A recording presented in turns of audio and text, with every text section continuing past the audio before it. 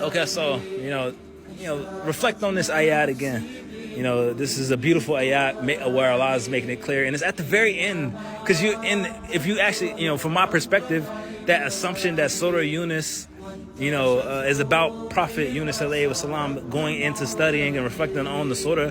The whole time you're kind of waiting and looking for, okay, where is it going to talk about Yunus and his story, Prophet Yunus alayhi wasalam and his story? And subhanAllah, like not until the very end of me and my wife get to it and reflecting on it until they first mentioned them.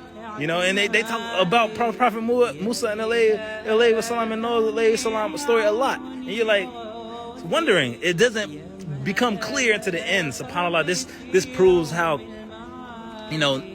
unlinear, how non-linear the Quran is in its understanding and understanding the Quran, and that what makes the Quran a miracle.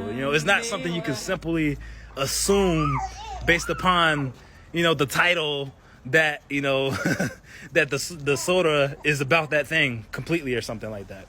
There's something deeper about it that Allah put in there, and that's the Allah's Al-Hakim, the most wise. He don't have to be linear in his teaching, in his way of teaching us, and may we all benefit from it by actually taking the time to gain him and learn and not make these linear assumptions about the Quran. SubhanAllah, this is the definition of don't judge a book by its cover. Don't judge the surahs of the Quran by the title.